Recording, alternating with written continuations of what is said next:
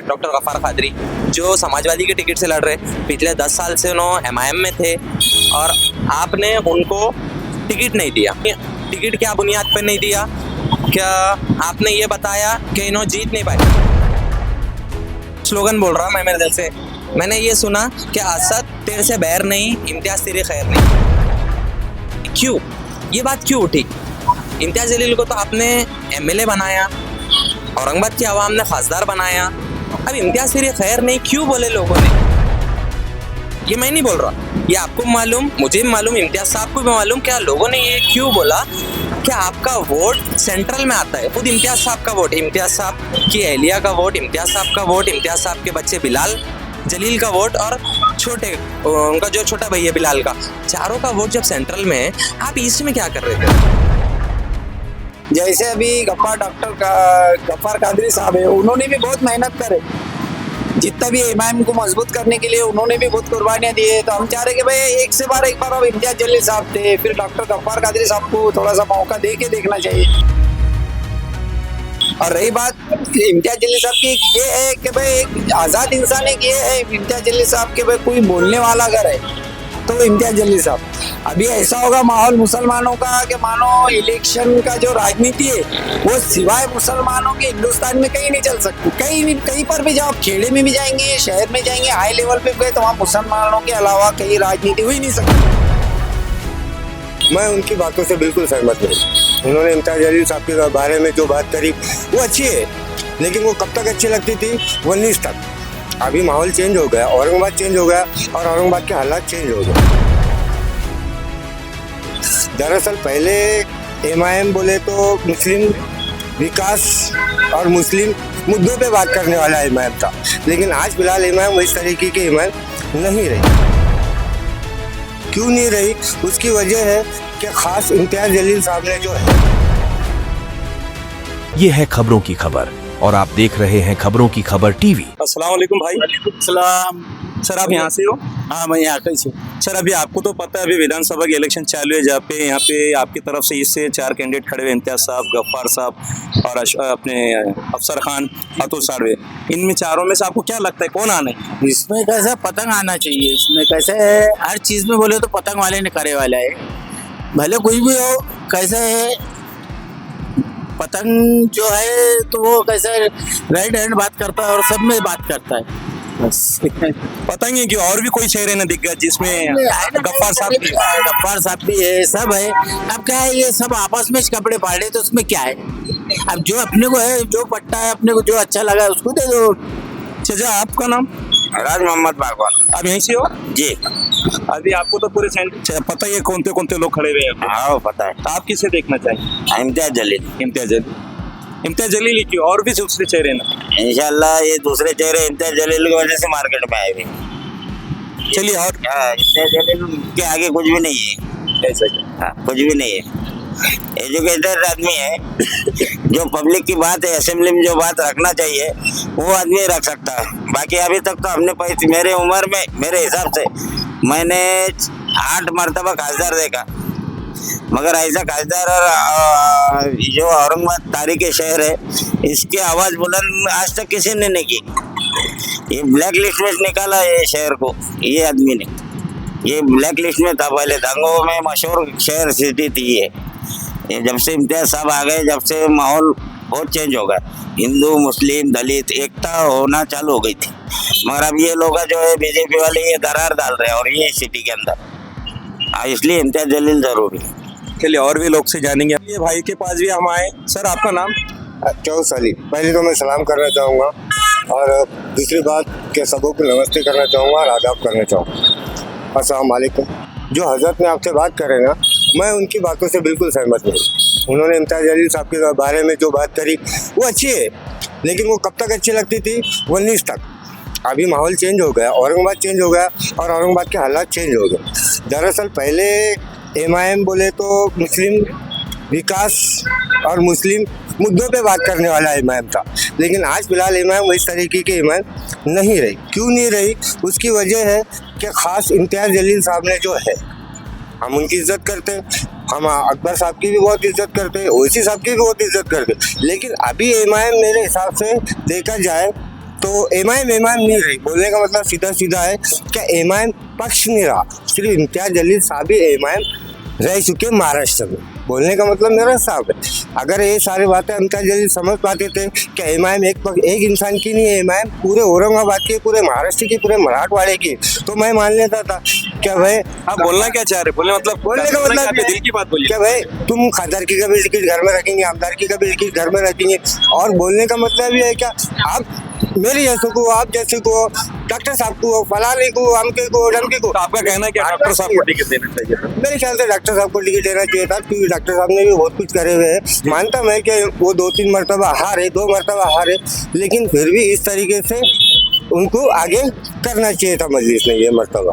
यानी आपका समर्थन पूरा डॉक्टर साहब को? बिल्कुल बिल्कुल, डॉक्टर साहब को मेरा समर्थन भी है, और उसके साथ साथ मेरे को डॉक्टर साहब को शुभेच्छा भी है कि डॉक्टर साहब ने अपनी आवाज़ उठाए, अपने हक की बात करे, हमारे हक की बात करे, आम जनता के हक की बात करे, और उस पर वो इंशाल्लाह आगे जाके खड़े उतरेंगे। चलिए और भी लोगों से जानेंगे। बहुत शुक्रिया, बहुत बहुत आपका। चलिए नाज़रीन, हम आए यू लाइक पॉइंट के ऊपर, यहाँ पे देखेंगे क्या है। तो भैया अभी आपको तो पता है अभी इलेक्शन चालू है, चारों ही कैंडिडेट यहाँ से पूर्व से खड़े हुए, इम्तियाज साहब, डॉक्टर गफ्फार कादरी, जो अतुल साड़वे और अशफाक अपने अफसर खान, इन चारों में से आप किसे देखना पड़ेगा? इम्तियाज जलील जी, इम्तियाज जलील क्यों?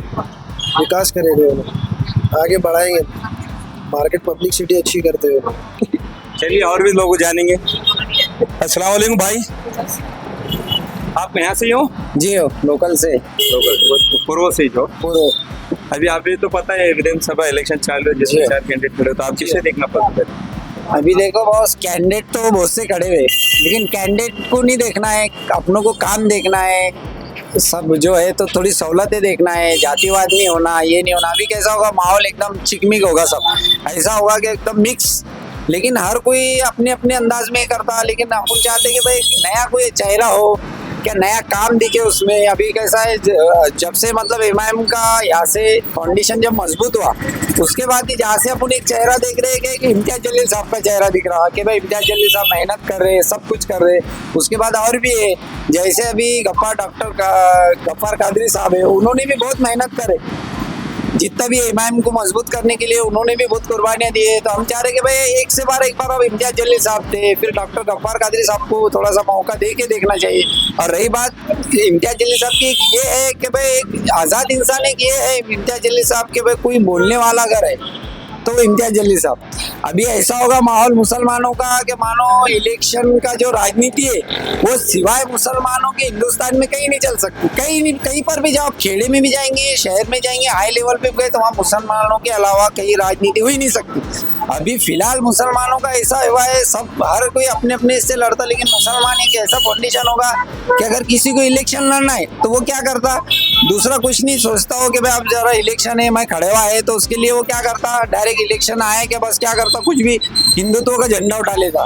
एक अभी अपने बहुत जाने माने शख्सियत है जिसके साथ मुस्लिम बहुत रह चुके हैं, प्रदीप जायसवाल साहब, जब इन्होंने फार्म की इनकी चर्चा चढ़ी थी, इन्होंने उठे और एक ही मुद्दा उठाया, भाई वो औरंगजेब की कब्र यहाँ से फेंक दो, मेरे साथ चलो। अरे भाई जब तुमको इलेक्शन में राजनीति करना है तो ये गंदी राजनीति मत करो ना, तुम एक प्लेटफॉर्म पे आओ, सब तरीके से होगा, मुसलमानों को के खिलाफ बोल देता कोई भी और चुनाव में आके खड़े हो जाता, चाहे वो कोई साधु हो, संत हो, या कोई महापौर हो, या कोई भी आमदार हो, खासदार हो। ये हिंदुत्व इन्होंने ऐसा पकड़े हुए कि बस मुसलमानों को भला बुला बोल देना, मुसलमानों के बारे में जरा सा कुछ बोल दो खड़े हो जाते, चाहे फिर वो कोई भी हो, नीतीश राणे हो, प्रदीप जायसवाल हो, जो भी है खड़े हुए, ये क्या करते बस मुसलमानों को टारगेट कर देते। तो मुसलमानों को चाहिए कि भाई अपना रहनुमा अच्छा मजबूत करो, कि भाई जब ये हिंदुत्व के वास्ते खड़े रह सकते तो अपनी क्या कर रहे। तो आपको क्या लगता है अपना रहनुमा पक्का एकदम गफ्फार साहब? देखो भाई इम्तियाज जलील साहब ने तो बहुत कोशिश करे हुए, बहुत मेहनत करे, तो अब मेरा बोलना ये है कि भाई इम्तियाज जलील साहब ने कोई नए चेहरे को देखना कि भाई अब टिकट हो गया, सब कुछ हो गया, आपकी दिली राय बतला है। अभी राय ये है कि भाई एक दूसरे को सपोर्ट करो, चाहे वो एमआईएम हो या एमआईएम वालों ने भी क्या करने को होना कि इम्तियाज जलील साहब ने सोचना कि जब अपनी दिल में, लोगों के दिलों में अपनी मोहब्बत है तो अपन आप दूसरे को मौका दो। डॉक्टर कादरी साहब है या कोई भी है, अपने नासिर सिद्दीकी साहब है, दिए ना उन्हें भी टिकट दिए ना। हाँ टिकट दिए, लेकिन इनको भी थोड़ा सा मजबूत करने के लिए अब इम्तियाज जलील साहब ने कोऑपरेट करना है। चलिए और भी पब्लिक, चलिए बहुत बहुत शुक्रिया और देखेंगे दूसरे से। अस्सलाम भाई, आप यहाँ से हो? वालेकुम अस्सलाम जी, अल्हम्दुलिल्लाह, बोलिए। ये भी आपको तो पता है विधानसभा के इलेक्शन चालू है अभी, जिसमें यहाँ पे 4 कैंडिडेट एकदम भारी पड़े खड़े हुए दिग्गज, जिसमें इम्तियाज साहब है, डॉक्टर गफ्फार कादरी साहब है, हाँ चारों अफसर कैंडिडेट खान है और अपने अब्दुल साड़वे साहब है।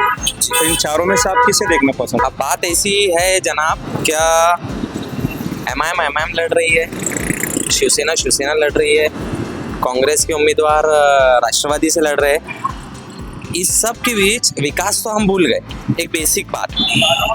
अच्छा, एक मुसलमान होने के नाते आप बहुमूल्य इलाके में खड़े हैं कि मुसलमान इलाके में आप खड़े हैं रोशन गेट पर।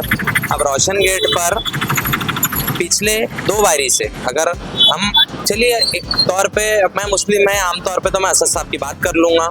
अब असद साहब कायद है, अब वो कायद ने एक महाराष्ट्र में एक आदमी को कायद बनाना चाह रहा था। अब मेरी कुछ ज़ाती मफाद नहीं है कि मैं इम्तियाज़ जलील साहब को वोट ना दूँ या मैं डॉक्टर साहब को ही वोट दूँ या मैं अफसर खान को ना दूँ, अतुल सावे को ना दूँ।